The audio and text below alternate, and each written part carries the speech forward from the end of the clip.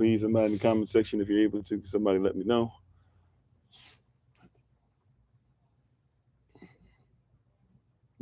Beautiful and clear. Amen. Okay, thank you. All right, ahead and pray. May the words of my mouth and the meditation of mine heart be acceptable in Yahweh's sight. He is our strength and redeemer. And it's in his name, which is his authority, that we pray, praise, proclaim, project, and protect today's message. Amen. Amen. Welcome, everybody, to those that are listening, to those that are the family that's around, uh, uh, surrounded by family today. For those of you that are listening in, we appreciate you. I'm Pastor Kofi, Pastor Servant of Christ, where we are always changing lives one mind at a time by being a voice of the voiceless and speaking the unspoken. We are grateful and thankful to have each and every one of you join us today. We give all honor and praise to the Most High. Once again, we give all honor and praise to the Most High for my wife, the Honorable Amma, who lives a life that's able to be honored. You can check her out on TikTok, YouTube, her website, and Pinterest at Bloom and Flourish. Not A&D, the letter N, Bloom and Flourish. She's a healer, herbalist, chemist, and biologist by degree. And her business is to make sure that your health is her business. So we're thankful and grateful to each and every one of you. To the moderators, to family that's around. I don't know if they want me to say their names, but they know who they be. To everybody who's listening, we appreciate your time, your talent, your efforts. You're just spending some time with us, really, and thanking us. And prayerfully, as usual, we should have something that's kingdom influence to be able to help you out. To those on YouTube, those on TikTok, on Kofi_42. We thank you guys for being obedient, coming over and shifting over there.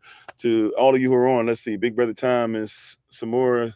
I don't know if I said that correctly. Please forgive me if I didn't. Sister Dawn, Minister Select Shantae, Sister Cynthia, Nay, how you doing? Sister Betty. Let's see. Of course, we got. Okay, Brother Clem, how you doing? Oh, it just skipped ahead of me. Bounty, Alton. Amen, everybody who's on. Appreciate you. I don't know if they, Sister Marion, Sister Rue, everybody who's on, we appreciate you. And we're thankful and grateful for you one more again. So today we want to talk about the necessary to the mandatory, right? A lot of times we say you got to do what's necessary, what you need to do now, to do later what you want to do. But what you need to do is look at what's mandatory. How you doing? Okay, my wife is on. We give all honor and praise to her, to the Most High for her again. The Honorable Amma, thanks for being on, babe. We want to talk about, and hello, Minister Tamara, in case I didn't say hello. We want to talk about going from the necessary to the mandatory. How you doing, Sister Denise? The necessary to the mandatory, right? A lot of times people trying to figure out what they need to do, but if you want to figure out what you need to do, you need to figure out what is mandatory, right? I'll say it again. If you want to figure out what's necessary, what you need to do, then you need to try and figure out what's mandatory. So what's the difference between necessary and mandatory? Necessary means I need to do these things. Cool, right? Pretty simple. Mandatory says that I will not be able to get to whatever I'm trying to do unless I do these things. It seems like I'm saying the same thing, but I'm not. What's necessary, sure, it's necessary I eat, it's necessary I do this, but mandatory says, like, for example, mandatory says I want to get a job as, I don't know, what's something. Okay, I want to get a job as a project manager, a PM. Okay, cool. All right, so there's certain things that become mandatory, right? What is mandatory? Equals I must do. Thanks, babe. How you doing, Sister Austria? Right. So mandatory. If I want to be a PM, right? For the most part, sometimes you can slide past this, but especially nowadays, especially if you're dealing with the government, what do you have to do to be a project manager? You better study that PMBOK. There's a instruction booklet, and you're going to have to learn it inside and out. You're going to have to be able to take a test. You're going to have to be able to pass. And then once you pass that, then we can start to even consider you for the project management. Now, because I know what's mandatory, now I do what's necessary. Did y'all catch that? If I know what's mandatory, okay, I got to be a project manager. I got to study. I got to spend this many hours. Okay, cool. Then I will start to see when I know it's mandatory, then I will figure out what's necessary. Did y'all catch that? I don't know if you did. I'm trying to make sure we catch this. How you doing, Sister Dawn? If I know it's mandatory, then I will begin to do what is necessary. All right. So if I know there's a list of things, watch this. If I know in order to be a great husband, I must honor my wife. I must make sure that she's provided for. I must make sure that I look at her vision, her dream. I must make sure that I'm a husband already pre-qualified. I must make sure I'm praying for her if I can, right? I must make sure I do all these things. Those are things that are mandatory to just get me in the door of husbandship. Now, a lot of people don't have mandatory requirements for when they get married, so you ain't think about that, right? But what we should do, right? Like if somebody's going to be a wife, how does the Bible describe a wife? A wife is somebody who's going to make sure that she can have her own business too, which means that if so it might be, so if you get with a wife, she should be great with numbers. A wife will be somebody who's known in the street and has a name for herself, and her name makes your name great. So if you realize that's mandatory in a relationship, then don't get in a marriage and then get upset that your wife might make more money than you, right? It might be necessary for what y'all need, but you don't know what your wife brings to the table. You don't know what her calling is. You don't know what her gift. If I don't know what my wife's gift and calling is, then I won't know the mandatory. See, because my wife's calling, like my wife's particular, my wife, right? I'm not talking about all queens. I'm not talking about all wives. All of you bring something different to the table. I'm talking about mine, right? So when it's my wife, what she brings to the table, my wife is a herbalist. My wife is somebody who's in the nature. So guess what is mandatory, right? That we're going to have to do some things involved in nature. So what's necessary? What's necessary is I'm going to have to learn bare minimum stuff. I'm going to have to be willing to travel sometimes. I'm going to have to be willing to go to places that are new and exciting and things like that. Because I know the mandatory, what's required to take care of Yah's daughter as my wife. Because I know what is mandatory, I now realize what's necessary, what I need to do. Right. And a lot of people are trying to flip this, right? And trying to be like, I'm going to do what I need to do. You don't know what your calling is. So question, what is your calling? If we look at your calling, what is mandatory that your calling would be able to go for, that you be able to bless people, that you be able to love people? What is mandatory for your calling? What is your calling? Is your calling cooking? Because then it's mandatory that you're going to learn recipes. It's mandatory you're going to have to, when everybody else is going to sleep because they've ate, it's mandatory that you're going to have to put some hours in trying to experiment with food, right? It's mandatory that you're going to have to learn recipes. It's mandatory that you're going to have to come up with your own recipe book, right? It's mandatory. If you're going to be a cook and a chef, right? If you're going to be who you're called to be, where are your recipes? It's mandatory. It's mandatory that you cook every day. Sometimes cooks will cook every day, even if they're not necessarily cooking for other people because they're in a process of learning how to cook. So it's mandatory for them to become great. So it's necessary that they cook, even when everybody else says, you don't need to cook today. You don't need to do that. We can just go out, right? You said you're in the kitchen today, you're on a roll, right? But it's mandatory. It's mandatory, right? Because of the mandatory requirements, I see what the necessary actions are. Right? Mandatory requirements show you what necessary actions should take place in your life. It's mandatory, right? If I'm going to make sure I give y'all my best, it's mandatory that I at least start off with 10%. I'm not just talking about your finances. We talked about this earlier, right? If I'm going to, if I'm going to tithe my time to the Most High in a day, guess what that means? Bare minimum, 2 hours, 12 minutes every day. Mandatory says tithe. So, right? So mandatory means 2 hours, 12 minutes. That means it's necessary for me to find in my day, even if I got to wake up early, if I got to go to sleep late, if I got to tell some people, hey, you know what? Love y'all, but don't call me on the phone for these next 2 hours. How I'm going to do it is necessary that I meet the requirements, the mandatory requirements, right?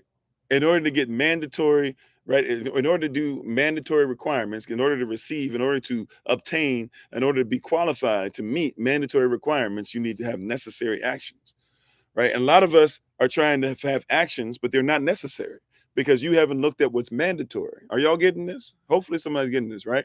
Like a lot of us have necessary things that we do that are not necessary. They're not necessary. We're trying to do things for our husbands and wives that aren't necessary. Our husbands and wives don't even like some of the stuff we're trying to do, right? Because it's not necessary. Why? Because you didn't look at what was mandatory, the mandatory requirement for your husband, for your wife. Some of your children are rolling their eyes every time that you're doing something. You swear this is the best thing for your child, and your child rolling their eyes every time, and you're getting upset with your child because they would dare roll their eyes. And look, I get it's disrespectful, but the reality is they're rolling their eyes because they're like, yo, you keep saying this, but that's not what I'm even trying to do. I don't care about what you're trying to make me do. Like, that's not something that's mandatory for me. And after I finish getting out of this house, what's the first thing I'm gonna do? What's the first thing a lot of us did as soon as we got out the house? I'm immediately getting away from what you forced me to do, because you tried to make something that for my walk is not mandatory. So I'm not going to take necessary steps to obtain it.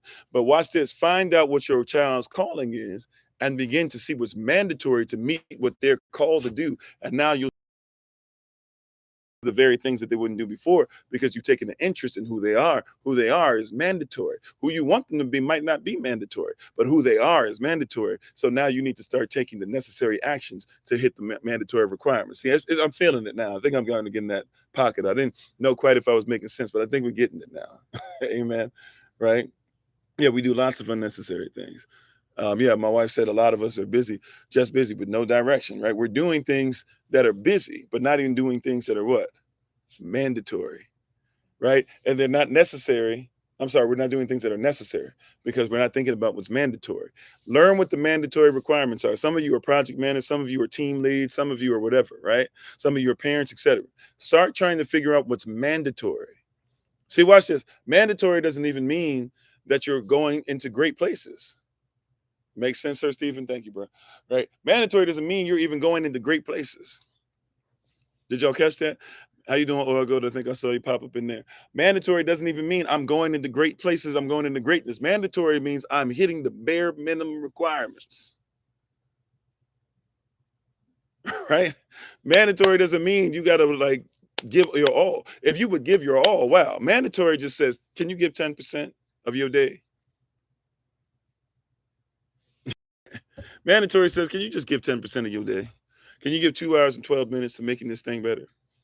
Mandatory just says, will you love your wife? Like, doesn't mean you got to like go all out, even though maybe you should, but can you just make sure you show your wife respect? Can you make sure that your wife feels secure? Can you make sure your husband feels heard? If you can do that, you'll probably have a great man. That's mandatory. That's the basics. That's the ABCs. Yeah, we just scratching the surface. Can you just make sure when your husband talks, he feels as valued as when your pastor talks?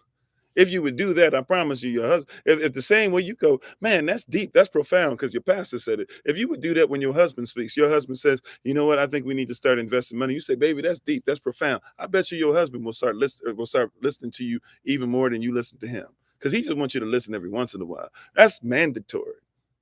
You want to feel secure, but you won't do the mandatory.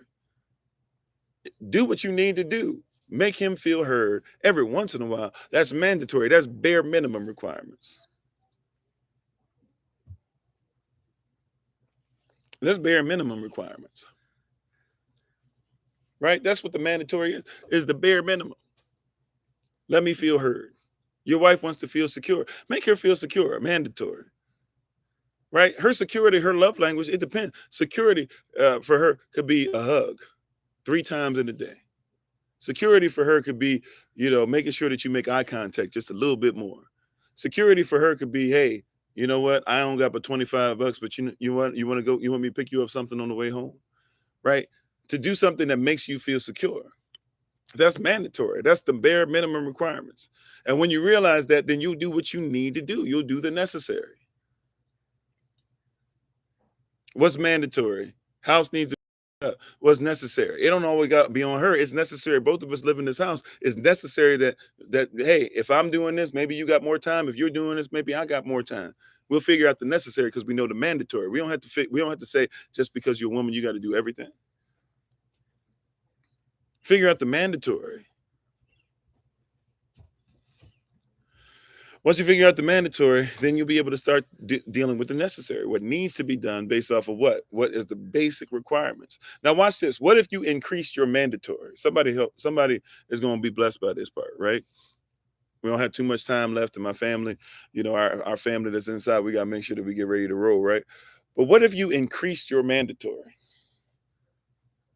This is the part that's gonna be blessing. Because for a lot of you guys, you guys aren't even hitting the bare. Can I be honest? A lot of marriages are not hitting the bare minimum requirements, right? Like if we keep this 100, a lot of us are not making sure we hitting the bare minimum requirements and teaching our own children. You know how I know that? Because the school system sometimes teaches your child more than you do. A lot of us aren't making sure that our wives are called three, 4 times a day while we're on the job. Some jobs you can't, but sometimes you can. And you ain't taking your 15-minute break to just say, hey, babe, I just called, hitting that CV Wonder. I just called to say I love you. I just called to say how much I care, and I mean it from the bottom of my heart. Like, you could get that real easy. Make her feel secure. How you doing, brother Nine? You could do that and make her feel secure, right? And once you feel secure, a lot of y'all who want that respect that you call being in the bedroom, you'll find that feel so secure. She wants to make you feel respected in that way. I'm just saying, I know we got adults on here. Sometimes you got to speak adult. Salaman, no. No. What'd you say? You said, should you be listening to this if you don't have a man? Why wouldn't you? Respect goes multiple ways.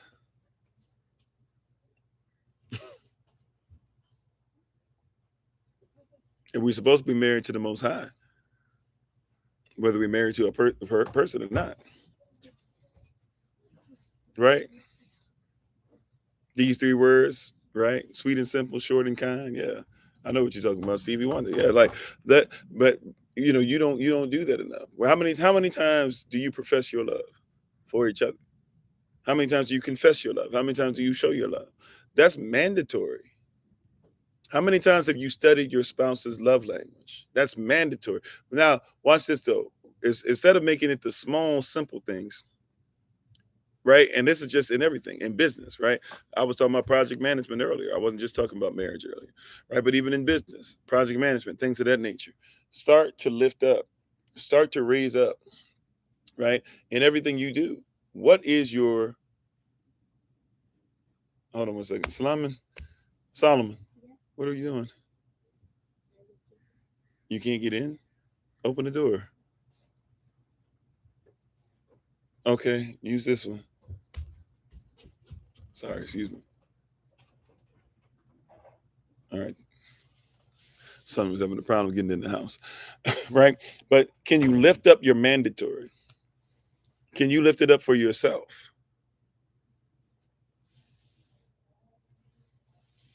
Right? Yeah, that's very true. I heard somebody saying that I don't know who it was, but somebody was talking about how the we automatically assume they said like the most powerful blessing is making it home every day, and we assume that we're going to make it home. But they were the human, the man, excuse me, the male, the man that was talking earlier. He was making a point to say how we what is it I'm trying to say? He said he basically said we take for granted that we make it home, right? We just automatically we just say see you later as if that's guaranteed, and it's not, right? But I'm going to talk about your requirements, right? Like, what is the difference between Sean Kemp?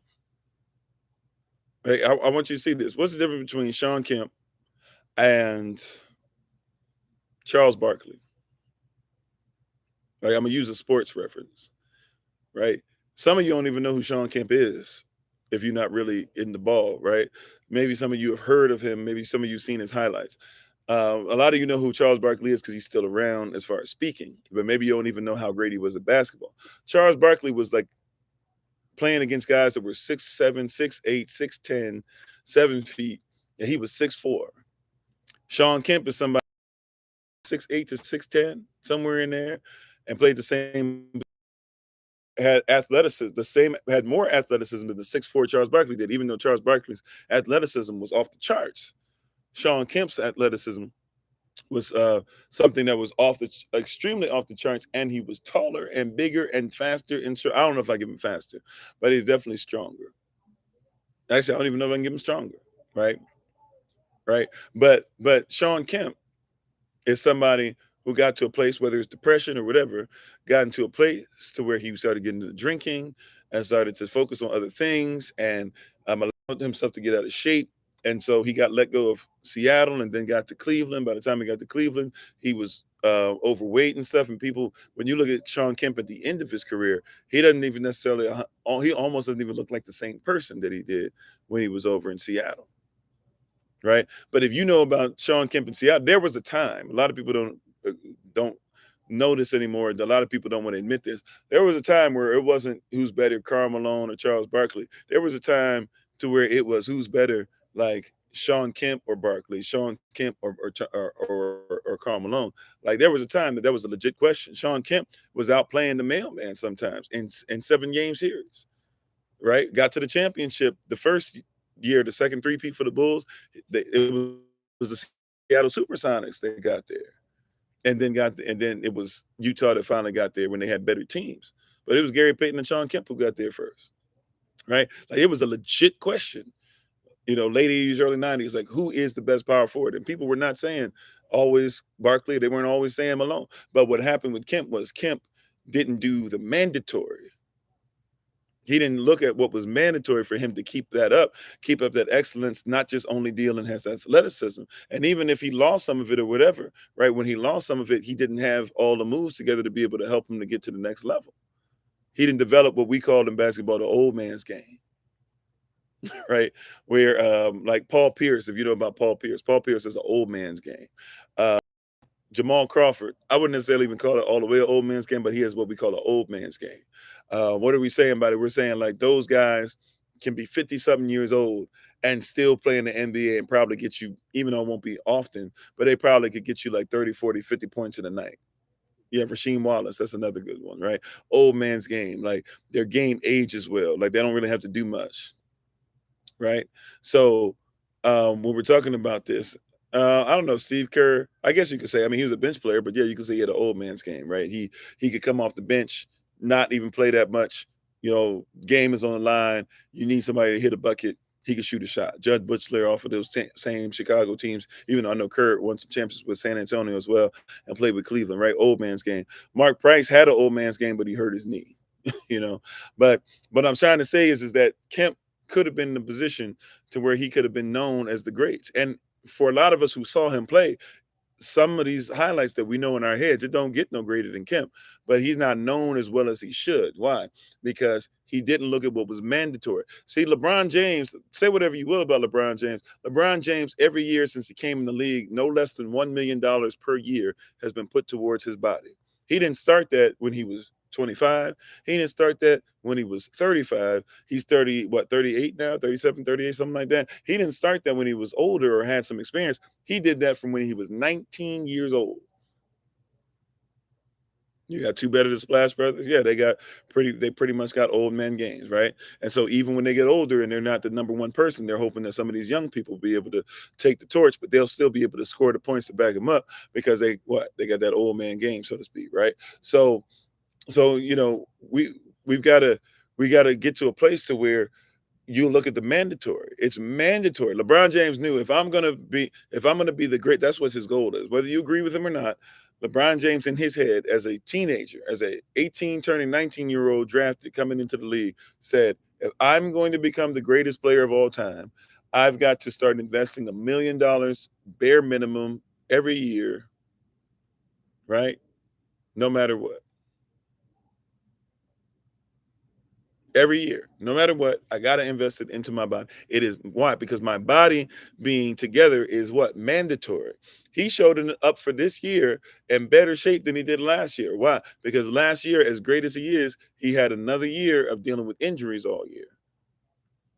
So, and he realizes he's going to have to figure out a way to do some things different to carry the team. He's going to have to play more point guard, so he's more lean, right? Because there's been years that he's played where he's been 260, 275, and like straight up like 3% body fat. But he says, hey, look, I'm 30, I'm 38. I played, I'm probably going to break Kareem Abdul-Jabbar's point total this year. I'm going through a lot of different things or whatever. I got a lot of stress on my body, and I'm still trying to be, in order for my team to win, I'm probably going to have to be one of the top 5 players, if not top 10 players in the world. And hopefully AD will get his act together. Right. And maybe there'll be a trade to get Kyrie over there, and maybe Kyrie will act right. There's a lot of maybes this year for LeBron. Right. But in his mind, he's like, hey, I'm going to do my part. And so he did what? He took care of his body. He takes care of the massages. He takes care of deep tissue massages. He takes care of different things as far as ACLs and things like that. He's never had an ACL. It's crazy that he hasn't had an ACL injury as long as he played. Never had one, right? Never had a tear, never had a rip, any of that, right? Doesn't really do soft tissue, but he's getting soft tissue issues more and more. That's because of age and how many, years, basically how many times he's traveled around the world, just playing basketball. If you were to look at it, he's probably traveled around the world several times, just running up and down the court. I forget how many times he's gone around the world, but he has. So like that's what he's been doing his whole life. Like that's what he's been doing his whole life, is taking care of his body, because first things first, what it was mandatory. How you doing, J-Mo? First things first, it was mandatory. It not only was, it is. If he's going to win on any significant level this year, it's mandatory. So he saw what was mandatory. Body has to be straight. I got to lose some weight. I got to do this. So now he goes into the necessary. All right, this is how many hours I need to be in the gym. This is how much I need to lift. This is how much I need to do this. Now watch this. It's also mandatory, and his mandatory. It's also important for him. This is one of the reasons why some people think he's greater, because of things that get done off the court. But we don't have to conflict. We don't have to beef about that part right now. But he also knows it's mandatory for him to be a great father. It's mandatory for him to have the same wife and not get a divorce. It's mandatory for him to be with the person that's been his childhood sweetheart. It's mandatory for him to make sure that his friends that have become successful on their own, because he was a success. So how is he a success? Because he has successors. You can tell that Brian James is a success because his wife's business is doing well. His four teammates, and then now his fifth teammate that he's met afterwards, they've all become successes, and he's been able to do stuff. He's made sure that his son is possibly going to get into the NBA. Right? He is a success because he has successors. So in order to continue to be a success, he has to continue to build things that allow other people to keep on growing and learning. And that becomes his legacy. That becomes the culture that he leaves behind. So now, because he knows that it's mandatory, I do those things. Now it's necessary for him to study. It's necessary for him to be around Warren Buffett, right? It's necessary for him to be able to be around people that you might not like, but to go ahead and go to not Seneca Valley. I can't remember the name of what I'm looking for. It'll come to me if necessary, but it's necessary he goes to certain people. It's necessary that he makes the movies. It's necessary that he buys the homes. It's necessary that he builds the school. It's necessary that even if he's doing some things that we don't agree with and we don't like, we can see he's focused and honed in on leaving a legacy. He even does his Masonic things when you see his rituals and stuff like that, and he does the little stuff, and does stuff like that. Like, he's showing you certain things. Silicon Valley, thank you. Yeah, it's necessary. It's mandatory that he hit certain things, so he starts seeing what's necessary. You said your whole of managing your staff is to help them reach their career goals. Yeah, that's great. So when you see that and to help them reach their career goals, then there's certain things that are mandatory to help them do that. It's also mandatory that they would do certain things, and then they'll start doing what's necessary. So you got to teach the mandatory in order to even start thinking about the necessary. It's mandatory. Like my son, we got some people that are over and we're visiting, looking at stuff right where I am. And my son, right in the area that you guys see me go to when I switch out to the Rising, in the area over there, my son was over there trying to show him some kung fu stuff. And I was looking, and I was like, no, you're not going to show him that. And everybody looked at me weird for a second. I was like, no, that's not great, because it's mandatory. He knows that his kick should be higher. He knows his foot should be turned in. And he knows that he should have his hands up, and so he was doing bare minimum stuff, and he was doing stuff that I guess you could say for his age is impressive, or that people would just normally go, oh, that's so cute, we give the golf clap. But no, like, you need to show him what you can do. So I gave him a target that's above his head. Give me that side kick again. Give me that round kick again. Give me that front snap kick again. Right? You need to give me those things, because that's mandatory. If you were with your Shifu, with your master right now, and he saw you doing that, Shifu Sean would lose his mind, right? Because you're not doing what's mandatory. The mandatory is the bare minimum. So I had to go out there. I had to raise his mandatory. How you doing, Sister Shima? I had to go out there. I had to raise his mandatory. Kick where you're supposed to. Focus what you're supposed to do, right? Don't come out here giving any less than the mandatory. Then when he saw that he couldn't give any less, guess what he started doing? He had to recalculate in his mind and figure out what's necessary to make sure that I reached the mandatory. And he reached it. And reached it every time after that. Matter of fact, it got better and better and better. It started showing off more and more and more. Chest poked out more and more. Why? Because we're not focused. We're not happy with less than the mandatory. Right? Charles Barkley used to say it like this: I'll go one better. Charles Barkley used to say in the commercial for is a sports stick or a shore or something like that, whatever he was doing, he used to say anything less would be uncivilized. Right, we'll get ready to take our leave on that, right? We started a little late trying to get in front of you, so we'll end a little bit late, but we'll get ready to take our leave on that. Anything less than what's mandatory would be uncivilized. See, somebody needs to hear that. Anything less than what is mandatory again? Mandatory is a bare minimum requirement. You said facts always give you best, yeah, so they know what they fit. Yeah, anything less. See, this is why you guys shouldn't be dating. You guys go out on dates, and in dating, you are taught to lie about who you are. So you give less than who you are, and then somebody gives you less than who they are because they're not required to give you their greatest. But anything less than who you are is what? Is uncivilized. What does uncivilized mean? Uncivilized literally means that you're not in a civilization. What does that mean? Civilization is within your culture, within the standard. Anything less than who you are is uncivilized. Throw that back. I don't want that. Anything less than being the greatest poet that you could be, throw it back. Anything less than giving the greatest bars as an artist that you can get. I didn't say it's got to be the greatest bars I've ever heard, but your greatest bars. If you're going to give me trash, right? I've seen freestyle battles where artists go back and forth, and the first one goes first, and they know, well, the person might come with something better, so they give kind of trash stuff. But at the end, we say, well, you know what? It was close, but that first round goes to the one who went second, because they gave their best right off the jump. Anything less than your best, it don't fit in. Anything less than the greatest is what? Uncivilized. That's not how we roll. That's not how you should roll. You shouldn't even think of yourself as even like there shouldn't be anything that's not worthy of you giving the greatest that you can. Anything less than the greatest of version of who you are should be averted, right? You should have aversion to any version that's not who you are. Thanks for the love, brother Jermaine. How you doing? Anything less than your greatest is uncivilized. I didn't say that you won't make mistakes. I didn't say that you won't reach goals sometimes. I didn't say that sometimes what you think is going to be the time you realize real quick it's not going to be something that's what you thought. I'm not going to say that your hubby's not going to tell you to move on something and you think moving on something means one thing and you'll find out in the midst of it, ooh, that's not what I'm supposed to do, right? What I'm saying though is that anything that I give that is not my greatest, it is less than mandatory. And if it's less than mandatory, I will never give what's necessary. Anything that I give that's not mandatory is going to never be. I'm never going to give what's necessary. Always look at what's mandatory. Always look at what's mandatory, right? Because mandatory gives you a mark. Because watch this.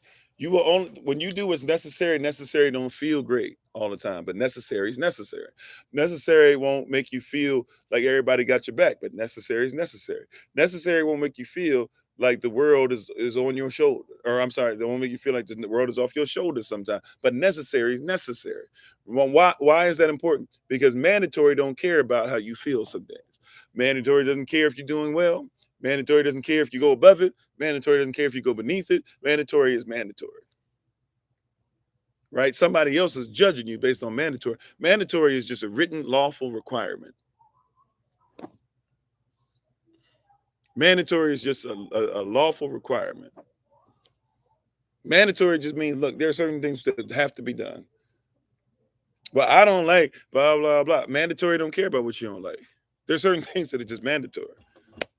Team leads, y'all know what I'm talking about, right? Sometimes, look, everybody, I get it. I don't want to be here today. I don't want to do this. I don't like this, but it's mandatory. Right? Since the days you can't be, there's days where you're not necessarily feeling everything, but it's mandatory that your cake product gonna be a certain level. Mandatory. Right? And so you'll find what's necessary to do what's mandatory. Why? Because you want your business to be known as what it is, which is truly great. Right? Mandatory don't care about what day of the week it is.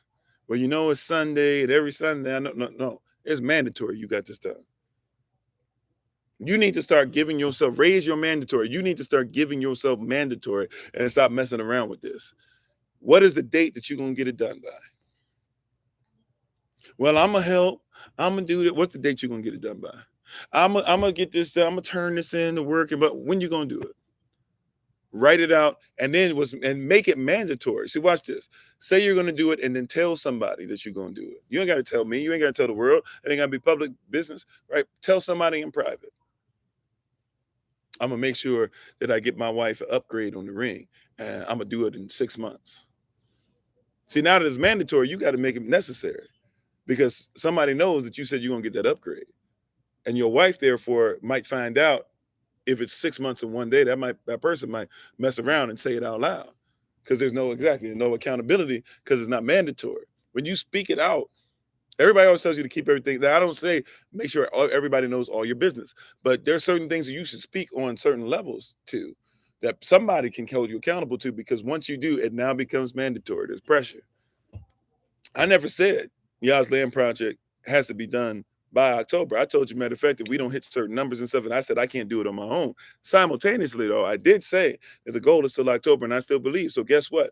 Even past October, once you get past October, the pressure comes more, if that's what happens. I'm praying that won't be the problem, right? I'm praying that October 1st, hey, before October, I have the faith that it's going to happen. But let's just say it doesn't happen on October 1st. Let's just say we get to October 14th through the 16th, and we still aren't as close as what we want to be, or we don't have everything together. We can't afford the Lord, whatever, right? We're pretty close, but we ain't all the way there. But let's just say whatever, something happens. Guess what? Every day after that, it's pressure.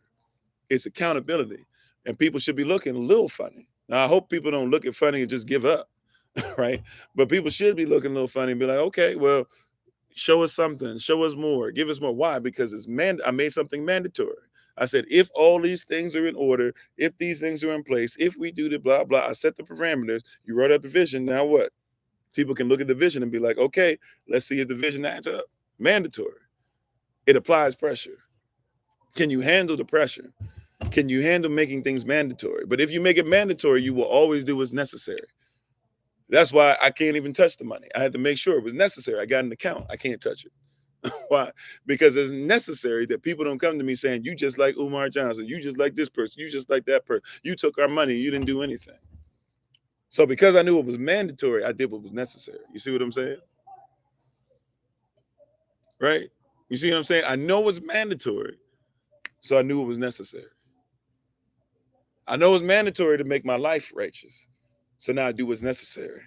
I know it's mandatory to make sure that this version of SOC right here continues to grow and to flourish into who we're called to be. So I got to do what's necessary. When you know what's mandatory, you will do what's necessary.